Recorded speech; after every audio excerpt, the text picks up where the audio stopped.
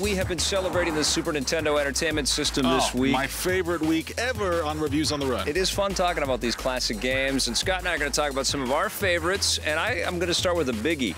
I'm talking about the seminal Super Metroid, which really set the tone for 2D side-scrolling action adventures where you had to do a lot of exploration, a lot of puzzle solving, a lot of backtracking, and also leveling up in such intelligent ways that it set the bar and raised the bar to a degree that everybody that's ever gone in this direction has had to emulate or borrow or outright steal from this fantastic game. I'd never played a game like this before, and the thing that I remember the most, not necessarily the exploration, which was a huge part of it, but the eerie atmosphere of these weird alien worlds. I'd never been to alien worlds like this before, and it really got into my system, got under my skin, got into my blood. I was playing this thing before I'd leave for the restaurant in the morning. I loved Super Metroid. I still remember the white-knuckle final fight against Mother Brain.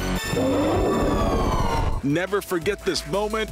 It was incredible. I mean, just the beginning was such an opus. Landing on that spaceship and Samus coming out of the top. Yeah, and it's destructing, and you have to run for your life as the screens are being tilted in front of. I mean, Call of Duty ripped that off when they brought Modern Warfare out, and they had the big tanker lift over. And the incredible music throughout this game, and I think that's something that we're going to talk about a lot over the course of our segment here, is the awesome soundtracks in all of these games. This was a step away from the chiptunes on the NES. Totally. This was full orchestration. I know that's what you felt when you were playing your beloved ActRaiser. Yeah, ActRaiser was unbelievable as well. It was a great sort of marriage of some strategy-type elements as well as a little role-playing, as well as a little action-adventure, hack-and-slash type combat, and stereo sound, which I hadn't really heard before in a 16-bit game. Is it over here?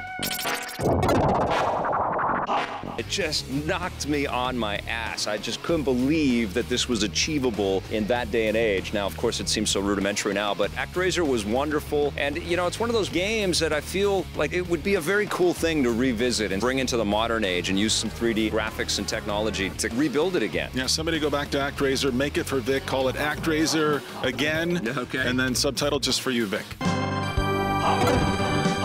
But, you know, one game that everyone's been talking about all week long, on and off, you know, behind the scenes and on camera, is obviously Legend of Zelda: A Link to the Past. I hadn't played the original Zeldas. I didn't play them until after the fact. This was really my first exposure to Zelda. Mine too.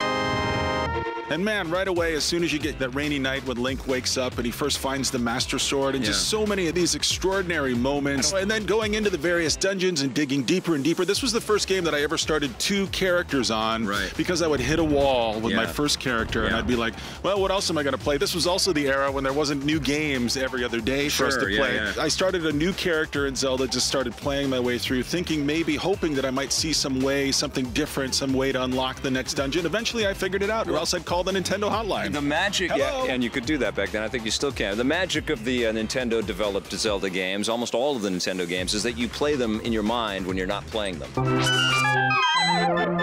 And then you go back and you've uncovered some stuff, you've unlocked or you've solved some puzzles, and you go back in and you beat it from where you were stuck so effortlessly because you've carried it in your head for a long time. Yeah, I remember being at the restaurant making little diagrams on napkins about the Zelda game. Everybody owes a creative debt to this awesome Definitely, I would say A Link to the Past is in top 10 for sure of games of all time. It was really one of the first games that I probably put like 60 hours into, 70 hours. It was a game that I lived with, probably more than that. It was a game I lived with for months. You're still living with it. A couple other quick ones I want to mention. Axelay, which was kind of a throwaway shooter. What I loved about it, again, going back to the soundtracks, was the soundtrack for this game. To this day, I still find myself humming it from time to time.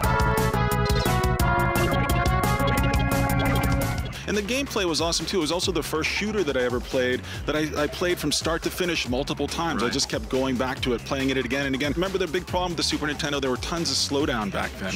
All these games would just sort of crawl to a screeching halt, and then they would suddenly come back to life again. But that was always part of the charm of the Super Nintendo. Well, it gave you a breath, you know, because you're talking about bullet hell type shooters like this one where you've got to navigate through this stream of projectiles. And when there was too much data on screen, the Super Nintendo did crunch. But it did give you a sense of like, oh my God, I can live through this. I'll breathe. Let me just get past all of this. I love that game. Also, Super Punch-Out. I was a huge fan of the original Punch-Out. Super Punch-Out, I think, is one of the most underrated sequels of all time. Would you say that's better than the NES Punch-Out? I mean, they're virtually identical. Even the Wii version of Punch-Out is kind of the same game, which is the best one. There was less of an emphasis on earning stars, punching the guys, and there was more of an emphasis on building up your power meter and getting your little Mac character all fiery red so you could start throwing all kinds of crazy punches. I'm going to throw this out at you. Fight Night Champion or Punch-Out? Oh, man, it's got to be Punch-Out. Of course it's got to be Punch-Out. I'm a sucker for this stuff. It's so cartoonish and so hooky and so addictive. Better than the simulation, better than the EA Sports version. You can't top this. Like, I'm telling you, there's something about these things. They are the cave paintings for where the industry went. But the industry still, I don't think, tells better stories than they did back then. Well, like, these are all the templates for where we are right now. And I would say the same thing about the 2D scrolling games that Nintendo built. You know, obviously lifting this genre to a whole new height with Super Mario World, but I think it really reached an artistic height with Super Mario World 2. Yoshi's Island, where you're in control of Yoshi and you're trying to save little baby Mario, and it was such an annoying cry. And you're using your tongue to do all this stuff to grab the baby before it flies away, and you're collecting all kinds of stuff. Yoshi had different abilities than Mario or Luigi ever had, but it was just so artfully designed. It looked like it was storybook quality. Yeah, it was like etched out of crayon. The backgrounds were beautiful, ahead of its time, wonderful, and it stands the test of time. This is going to be one of these 2D platformers that will play forever. Of course, you can download it on the 3DS, and you can play it on the GBA. All the games we're talking about, you can download either through the Wii Shop or through the eShop on your 3DS and play them right now, and I strongly suggest that you do. Man, I'm sad that we're leaving the Super Nintendo behind. Yeah. I love you, Super Nintendo. I love everything about you. I love your little purple cartridges. I love the way you look and feel. Do you want to go kiss the Super Nintendo? I'm going to go kiss it. We can make that happen.